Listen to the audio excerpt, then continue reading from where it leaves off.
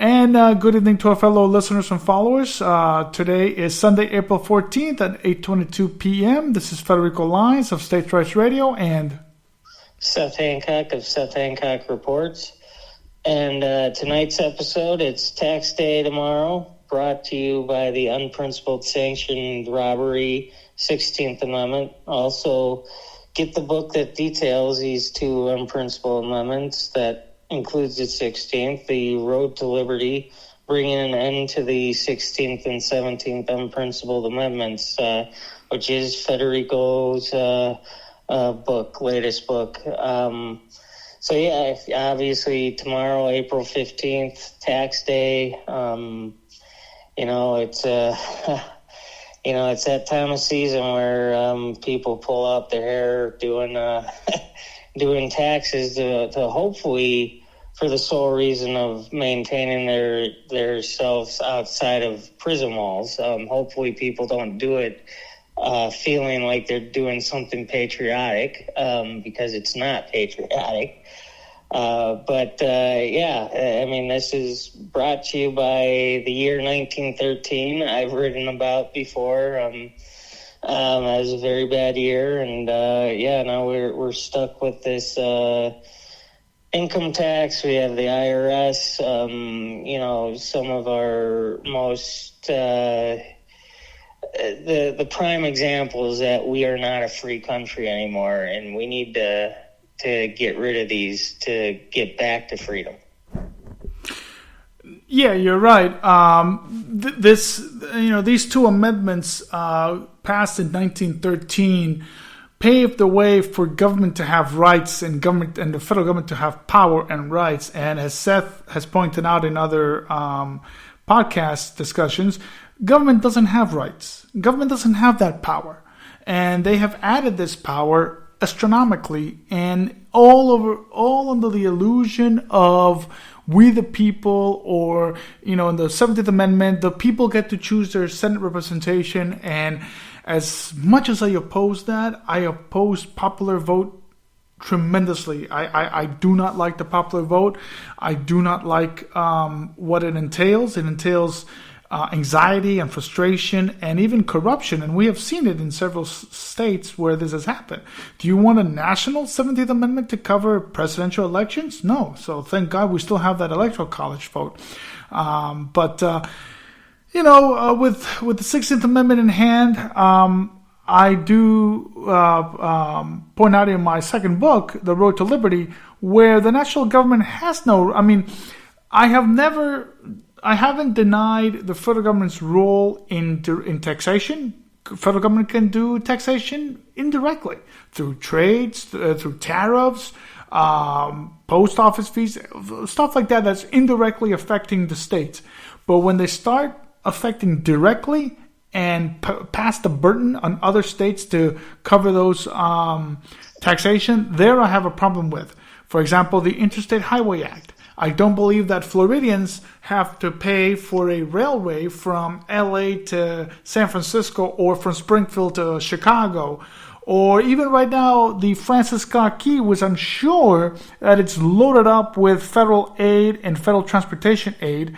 I don't believe that's the role of federal government to do that. So, but again, it's all hidden under the 16th Amendment, where I cover in my book. So, I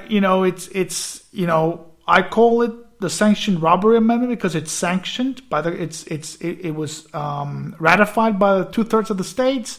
It was passed by both houses of Congress and signed by the executive. And, unfortunately, it is constitutional, but it remains unprincipled. And the same goes with the 17th Amendment. So, Seth, what are your thoughts about it? Well, yeah, you touched on one of the most important things about it is the reason we have an IRS, the reason we have the 16th Amendment was for the government to take more power and control, which they do by by spending money on things that they aren't even supposed to be spending money on. I mean, talk about infrastructure, which I believe there's some place for some government spending on infrastructure. I think most of it, though, should be, I think most property in America should be private property. The government owns too much land. We get this idea that the federal government should be maintaining infrastructure that should be maintained by the local government or by the state government, and then we get welfare, and we get welfare programs. We've got the massive medical bureaucracies, and I mean, this is not the government's role. The government's role and responsibility is strictly to maintain our liberty.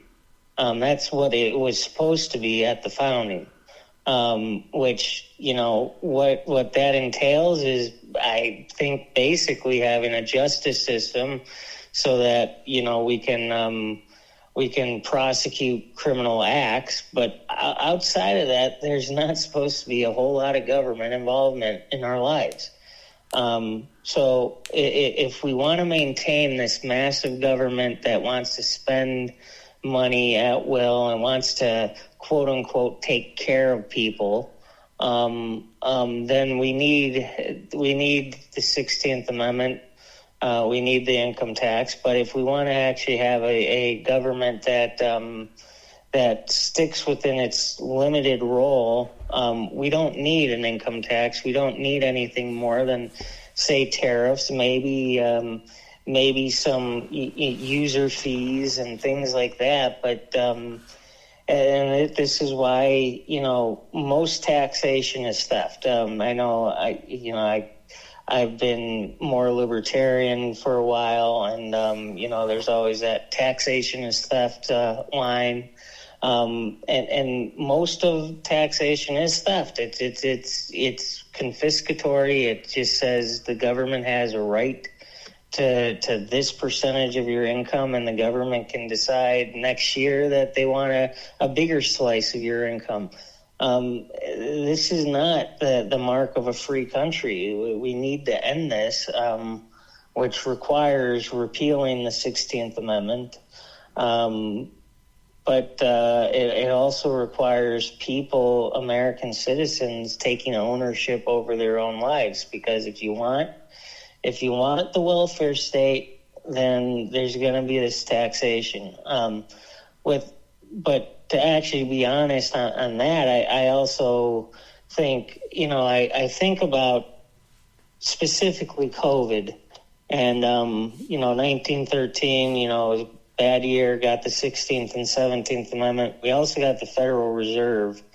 And, with COVID, and you remember the Fed was just the Fed's always been printing money like there's no tomorrow.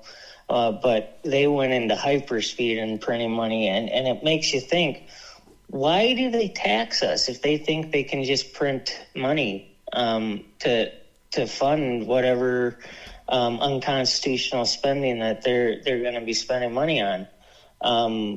It's really to let the American people know who's boss. The government's boss in our twisted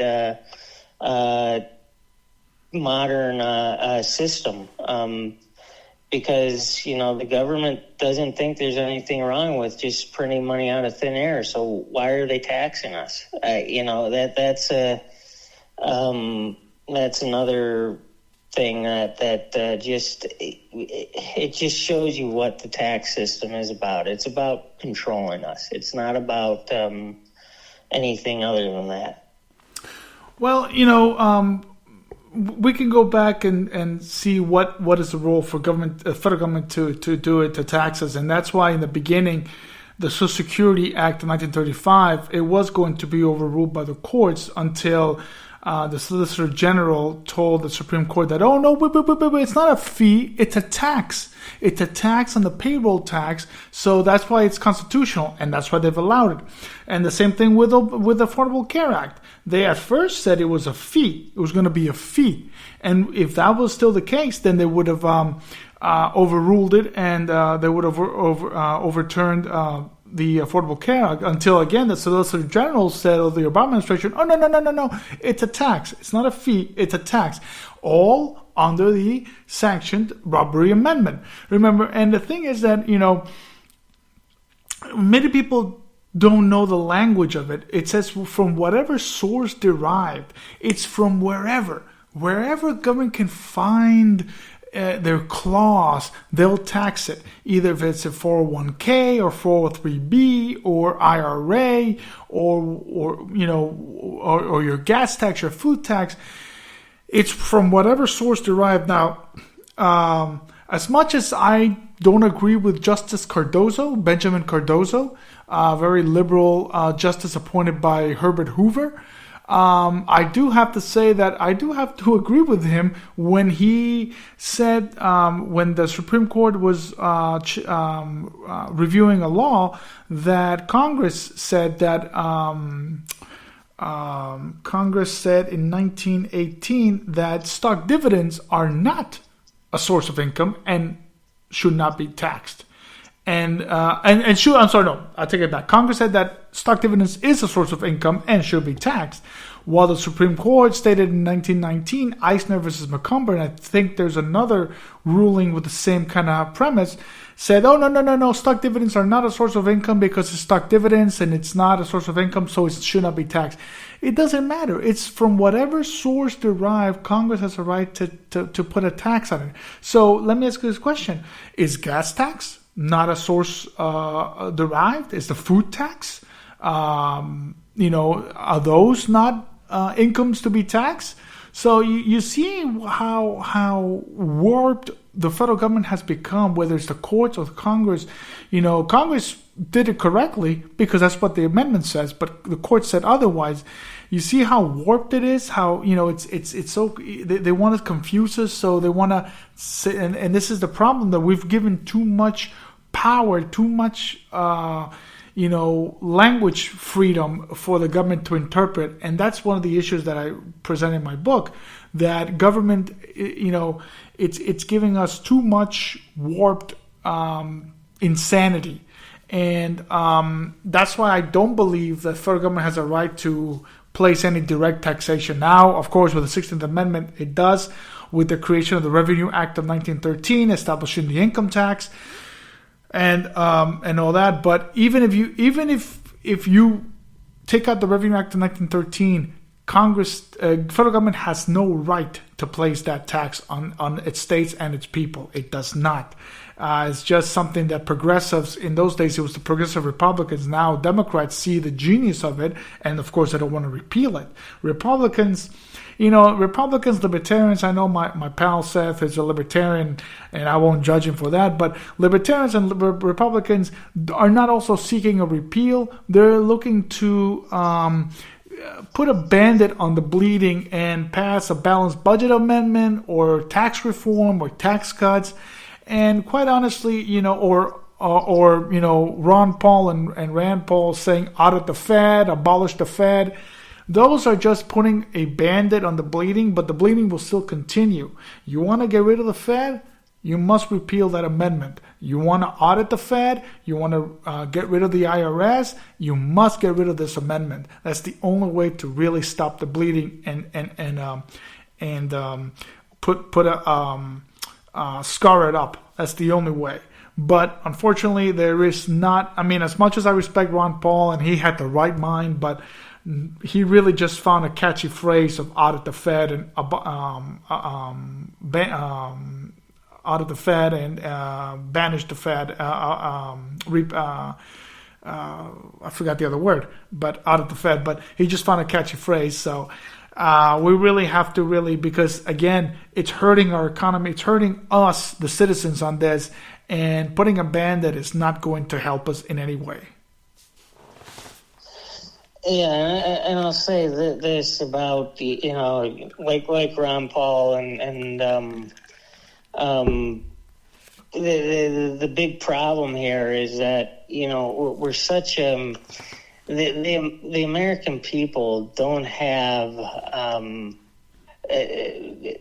they don't have the wherewithal to get past just catchy phrases. That's all they can handle. They can't handle deep discussions. I mean, I remember listening to actually Ron Paul, in these long form interviews on podcasts and stuff like that, and he would get into more detail about how we need to end the Fed and everything like that. But people can't think too deep in this country anymore. It's like people don't have an attention span past. They need everything needs to be in sound bites and in short clips, and we need to be able to have these longer form discussions to be able to suss out, well, how do we actually end the Fed? How do we, and yes, we need to repeal the 16th Amendment. We need to, we need to get rid of the welfare state. We need to get rid of the entitlement state. But unfortunately, people just need talking points and short clips, and that's all they can handle. And that's a big part of why nothing happens, because people can't think too deeply about these issues. But when you think about tax season, one of the things that everybody hates, giving their money to the government. I mean, even the leftists don't like taxes. I'm pretty sure when they have to pay their own taxes. But it's really not solely about the money. It's about all the information that they collect from us every year. You have to give the government all this information about you and what you did in the last year. And I wonder, what would happen if I took a tax form and I just put in, I plead the fifth on everything that they're asking for information from me. Well, I don't. I would go to jail. I know what would happen, and that's people need to understand how this violates us in so many ways, other than just taking our money, which is bad enough. But it takes away our dignity. It takes away our privacy. It takes away a whole lot more than just our money. And it's amazing that we've put up with this for so long, and it's amazing that when the income tax was first presented, when the 16th Amendment was being passed, the government promised a promise that it would be no more than like 1%. I forget the exact number, but it was going to be a very minuscule number, and it was actually, they were saying it was only going to be 1% on the rich, and it wasn't even going to tax the working class. But it didn't take long for that to change, and this is what happens when you just trust the government, which if we haven't learned this now, you should never trust the government. But that's it's broken promises that have led to violations of our rights in many ways, and we need to get upset about this and say that this has to stop. Let's repeal the 16th. Let's stop this madness. Now, this is something that another person has asked me. Well, what if we do get to repeal the 16th Amendment? What would happen to all these programs? I go, well, it goes back to a state government be doing it on their own, and that's how it's supposed to be. It's not really supposed to have the federal government dictate that and say, okay, well, we're going to give this money to Illinois. We're going to give this money to Montana or Idaho. I even posed a question to 3 candidates up in Idaho that they promised to protect Idaho's sovereignty. Okay, well, that's great. But are you going to deny federal aid from your congressional delegation and not accept any source of federal aid like you've had during Trump and Biden? During COVID, as Seth pointed out, we had tons of federal aid going into different pockets of each citizens. Are we going to reject that or are we going to take it? So, with repealing these 2 amendments and not just, sound bites of audit the Fed or abolish the Fed or tax cuts or tax, really the sound bite of repeal 16, repeal 17, that means that you're going to be individual sovereignty. You're gonna have your own individual state sovereignty. You're gonna manage on your own. Can you do that? Will you be willing to do that? I know California will have a tough issue because they do take a lot of money from the federal government. Florida as well on Medicare. So it's very hard. It can be done. I'm not saying it's not impossible. It's just it's a long road ahead. A long road ahead to liberty.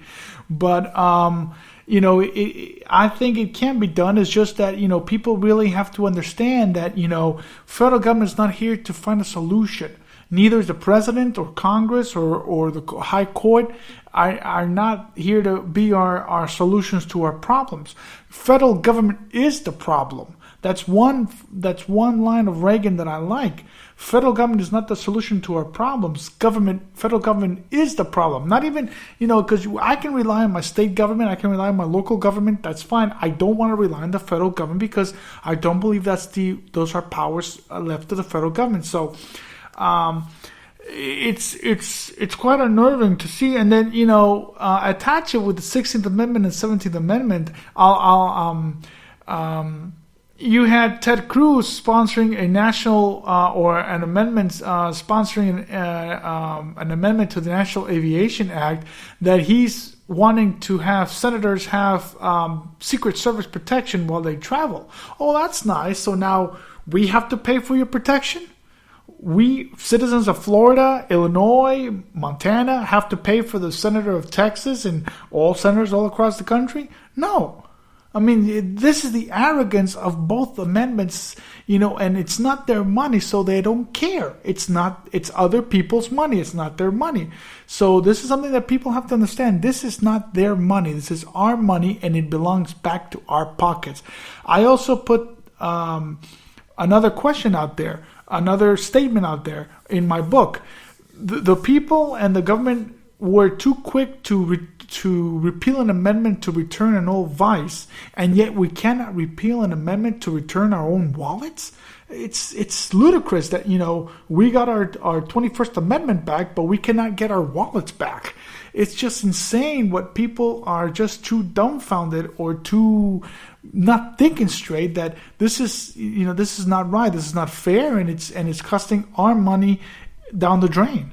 And on what's and last point on what Seth said, where they collect all this data, I think it's a clear violation of the Fourth Amendment. Now, again, if I deny to put anything on paper, yeah, you're right, I will go to jail, and I don't want to do that, so I have to give in. But you can bring up a case with the Supreme Court that this is a violation of the Fourth Amendment, giving this type of information to the IRS or to whoever. I think it's a legitimate case you can bring up, and I hope people do bring up this case because, again, it's a violation of your third, your fourth, your fifth amendments to the federal Constitution. Yeah, and it's just that would be. I don't advocate people not pay their taxes because you're going to go to jail. I mean, I've written before about Irwin Schiff, who was the father of Peter Schiff, who's an economist that some people might know about, a big gold guy. And Irwin Schiff, went to jail because he wrote a book, effectively because he wrote a book that basically told people that actually the IRS first off, it says it's voluntary compliance. So hey, the IRS is telling me I don't have to comply. It's voluntary, right? Well, of course, that's not the case. You're going to go to jail if you don't pay your taxes. And you know, and I advocate people pay their taxes to stay out of jail, because, you know, there are hills worth dying on.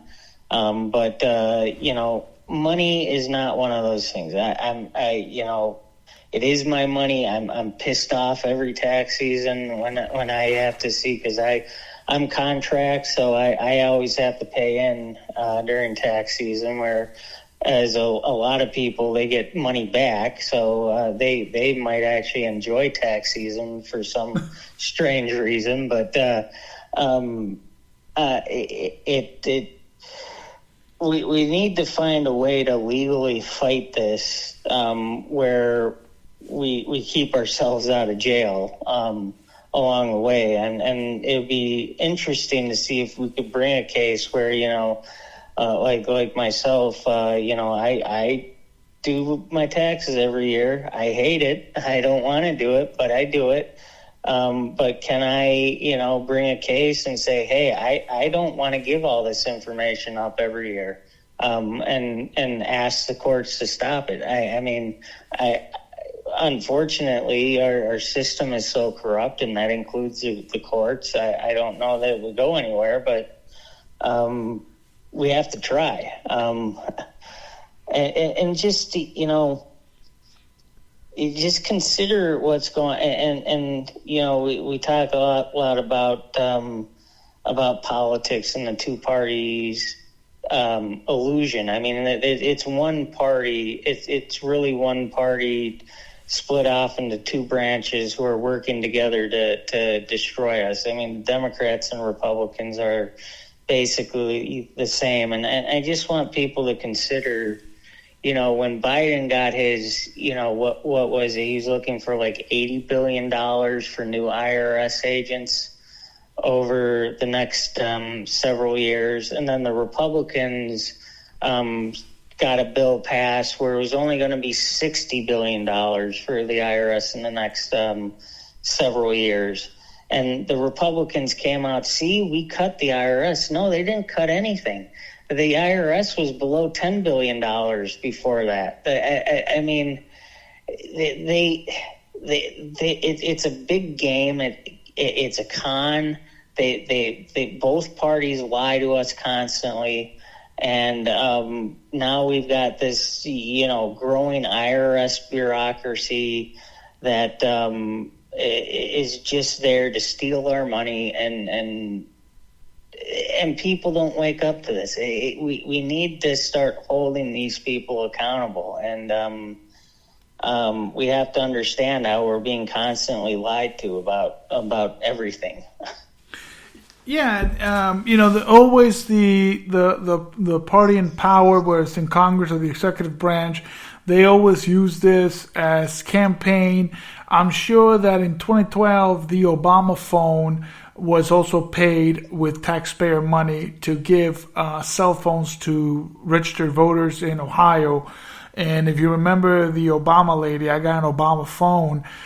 Later on, when she got the bill, she switched over to Republicans because she didn't want to, well, I mean, you know, she wanted to continue, she didn't want to pay for it, so she moved, she went to Republican. Great. So she went from a Democrat to a Republican and still wants free money and free phones. And that's the illusion that people do, that, you know, just because, you know, it's free, it doesn't mean that it's costing somebody. And it's costing you, it's costing me. So again, all under the Sanctioned Robbery Amendment that we have in the books. And it's very unnerving here that people don't understand. And then, you know, when I see, again, Americans for Tax Reform or organizations like that asking for, you know, these sound bites, these tidbits, just to play this tribalism politics game, it's despicable. Or, you know, the Convention of States people asking for a balanced budget. It doesn't matter if you get a balanced budget. The 60th Amendment will not allow it. to have a balanced budget because they can do whatever they want because it's in that language from whatever source derived. So it doesn't matter. And that's why I also point out also in my book, The Road to Liberty, where it doesn't matter what, how they do it or what they do it, they're still going to do it unless that amendment goes away. And here's a quick soundbite. Repeal 16. It's so simple. I mean, it's a long process, but it can be done. And, your state legislature can start a resolution in your state house or your state senate to begin the repeal process and let it go as resolution to the U.S. House. And then other states will follow suit. Why hasn't the Convention of States people done that? Why haven't they done that? No, because they want to throw this soundbite so they can collect money on donations. Say, see, I'm doing something. No, you're not doing anything. You're just contributing to the problem here. People like Convention of States or Americans for Tax Reform or whoever else, or the Equal Rights Amendment people. I have no problem about equal rights. I'm all for equal rights as long as there's no funding attached to it. That's where I draw the line. When there's federal funding attached to it, thanks by the 16th Amendment, I draw the line. And I don't want equal rights for it at all because you're going to take money to give to somebody else. You're going to rob Paul to pay for Peter. And I don't want that. So, people really need to understand these two amendments are not helping us. They're hurting us. The 17th Amendment has hurt us way beyond you can possibly imagine, and the 16th even more. These two amendments are hurting us instead of helping us, and people need to understand the reasons why. And, and it's just plain and simple. It's just, federal government has no right in this. They have no rights. They have limited rights. We have the rights. How come they have the rights and we don't have? No, we have the rights. They don't have the rights. Yeah, and first off, I want to touch on, you brought up the Obama phone, and again, this is another, kind of lie that the two parties try to perpetuate. That it's actually, I believe that was actually based on a George W. Bush executive order from his time that led to the Obama phone. So it's both parties working together to take our money and to use it and abuse it in ways that they don't have authority to. And it just happened to be that Obama just took credit for it. People started calling it an Obama phone, and he's like, well, that might help me. And then we just, you talked about your book a little bit there, and I know it's I'm sure a lot of research went into it, and I just want to ask you about maybe some of the things that you might have learned in your research for that book, and what kind of court decisions you found, and things that you think that maybe you weren't even aware of before you started researching it. Well, I dived in the 1895 Pollock versus Farmers Trust case, that's where Congress passed a tariff act that was a direct tax on its states, an income tax, and the courts, in its very short infinite wisdom in this case, with the exception of Justice Harlan, which I do like Justice Harlan, not in this case. They said that the federal government has no right to place these taxes on its states. They really don't. The power lies with the states to tax. So when I see, of course, people are always going to say, well, I don't want a sales tax or I don't want a state income tax. And the thing is that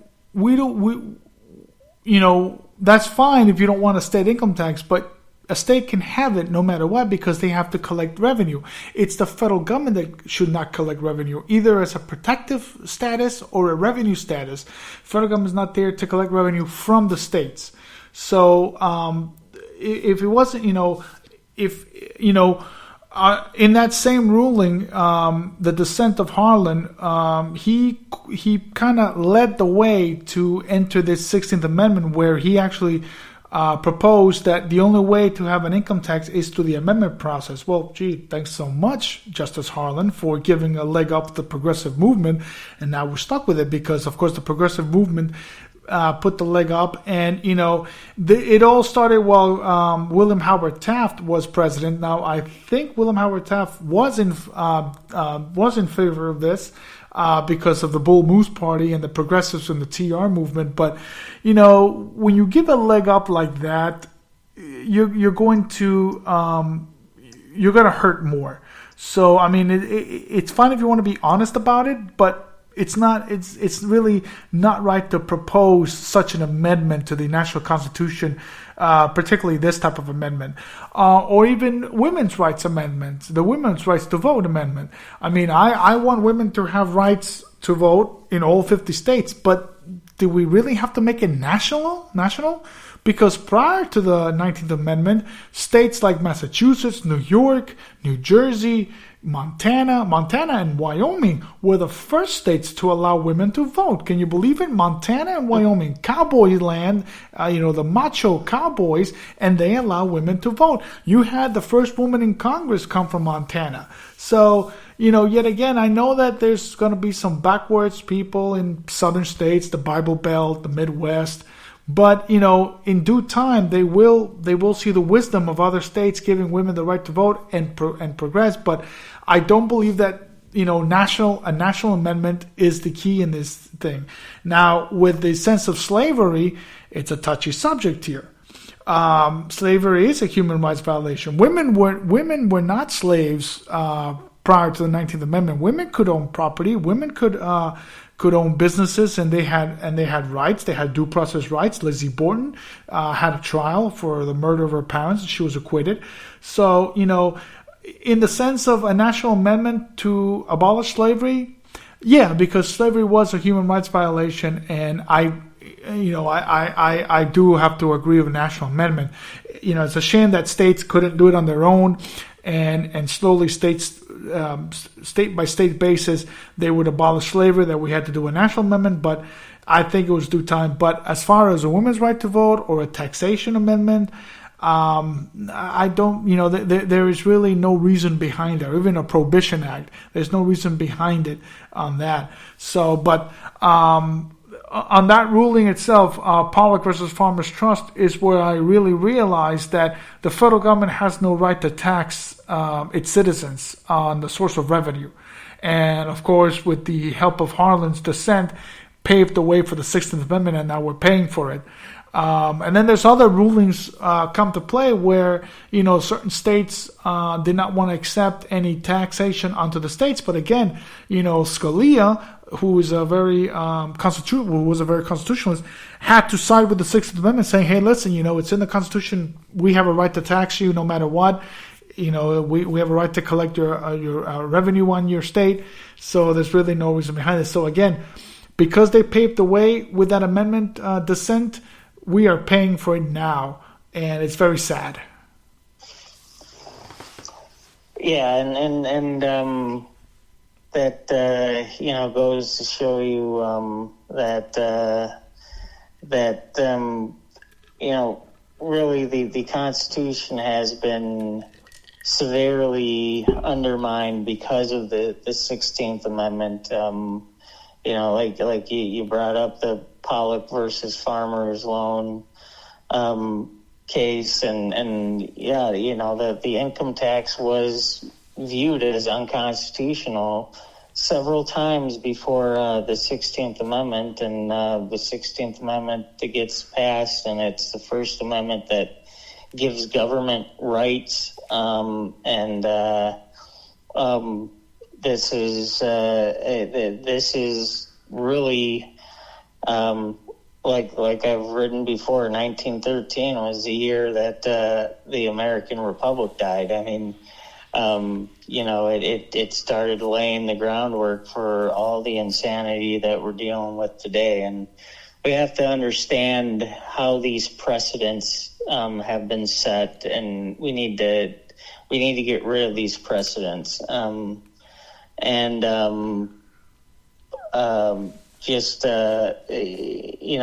also earlier, brought up the Convention of States and stuff, and they're if people read into it, the Convention of the States is going to be a complete mess. They want to completely destroy the Constitution and rewrite it with a new Constitution that's going to be pretty bad. I mean, they want to gut the Second Amendment. They want to, do a whole lot of things that are going to justify more government abuse of the people. And we don't need a convention. We just need to repeal the 16th. We need to repeal the 17th.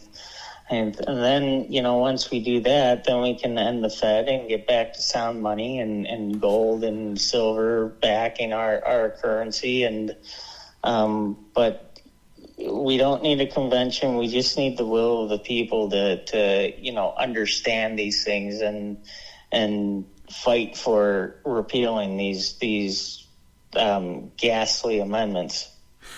One thing that I didn't say in my second book, but Abraham Lincoln passed an income tax during the Civil War, and years later the tax was repealed because, again, there was no constitutional basis to have an income tax. Now, he did it because of, the war, and because they needed income for the war, and that's fine if you need income for the war, but to tax revenue for its citizens to pay for a war that many citizens did not want is unfair. The same thing you could say about the 1816 Tariff Act, which I do mention, that it was to pay for damages and collect revenue for the War of 1812. Now, many southern states approved of it.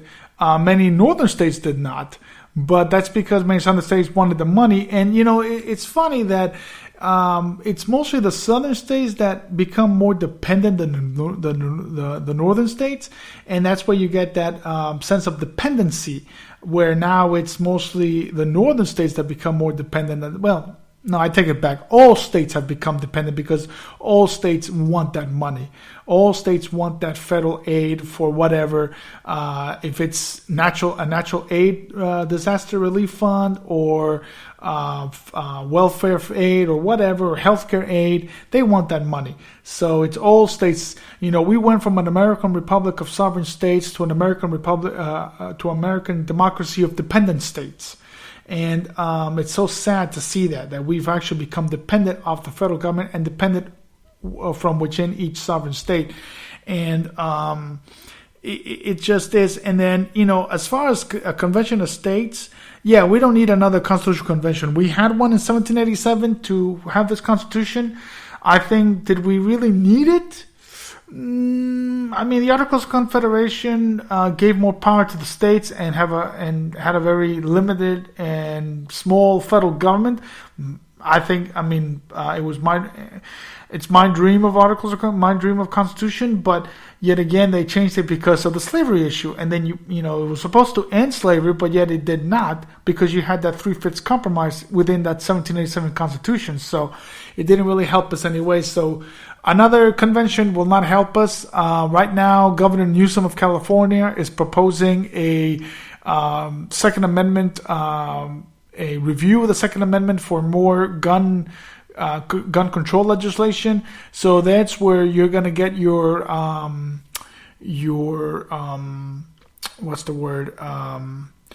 sense of compromise that, we'll give you this balanced budget, you give us this gun control. I don't want that. I definitely don't want that. I don't want to lose my Fourth Amendment rights over to gun control legislation. I don't want that. So, no, we don't need a convention to resolve these issues. We just need repeal. As Barry Goldwater once said, I come to D.C. not to create laws, but to repeal them. And we need to repeal these two amendments to bring back some sanity back. And we just have to alert the American people of this insanity and bring back some sanity. Yeah, and I think prohibition is a good example of why we don't need a convention of the states. I give, as much as I oppose the prohibitionist movement and what they they did, I give them credit that they at least went the constitutional process and got a constitutional amendment.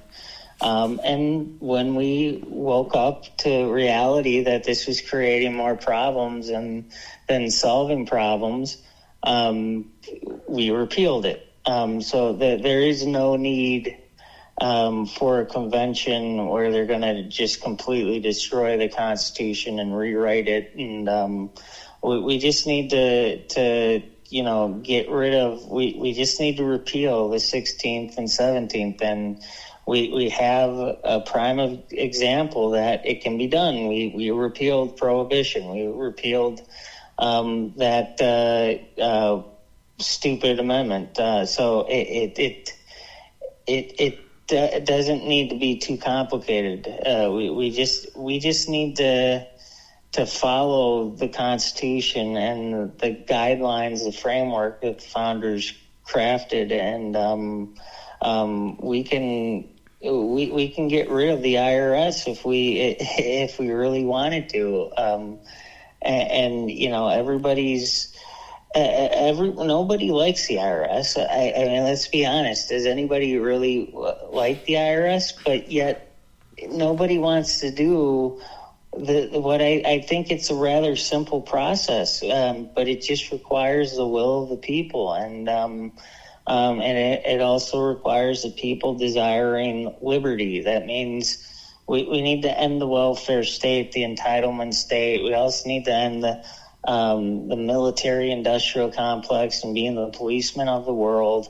We need to get the government back focused on its strict authority that the framers wanted it to have, which was to protect our liberties, and that doesn't entail these massive bureaucracies. We don't need these bureaucracies. We just need a very small, limited government that basically stays out of our lives, except when crimes have occurred, and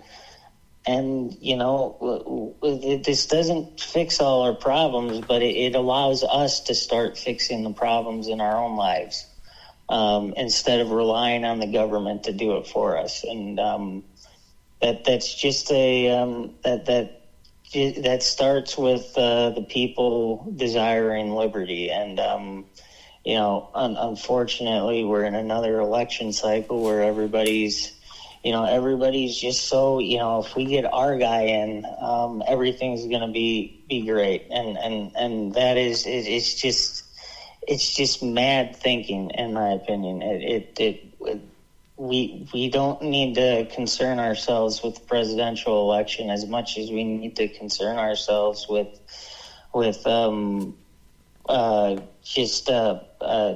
fixing problems locally, and stop looking towards the federal government.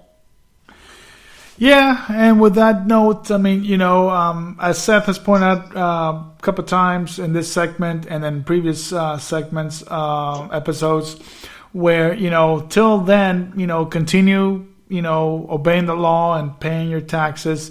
Yeah, it's a pain in the butt, just to avoid going to prison. But don't give up the fight just because you have to do it, just because they're forcing you to do it, doesn't mean that the fight is over. The fight is not done. As Seth said it, this country has seen the repeal process go, and they did it once, and it can be done.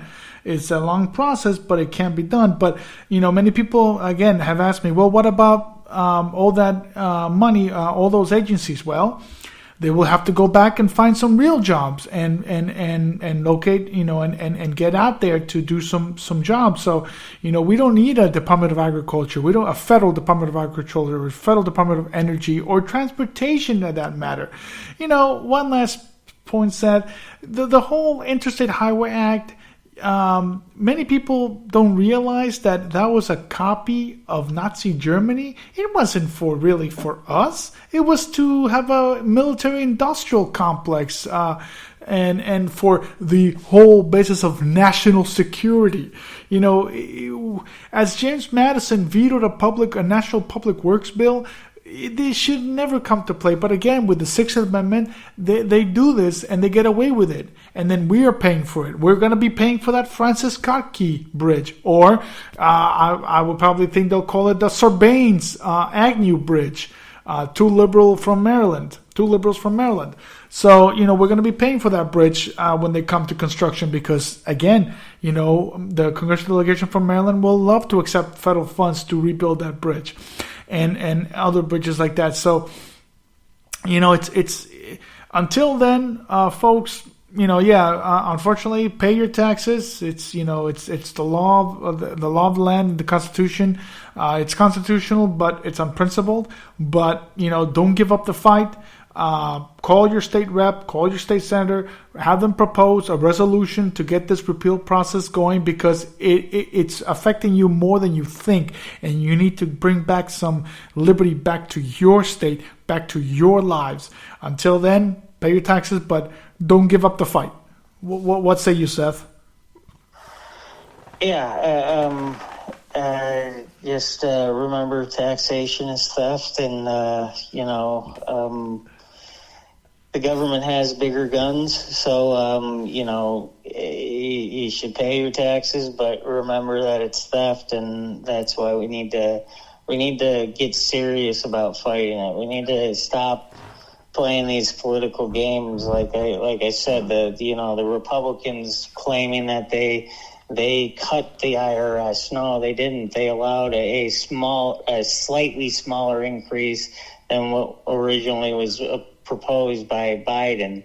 It's still a massive increase in the IRS, and we need to stop listening to the liars in Washington and start organizing locally on figuring out how do we fight this in a way that maintains our lives outside of prison bars, but leads to us eventually getting rid of this monstrosity called the income tax, the 16th Amendment, the IRS, the authoritarianism. Yeah, and the authoritarianism is right, and we have to find a way to get back our liberty, and it's a long road ahead.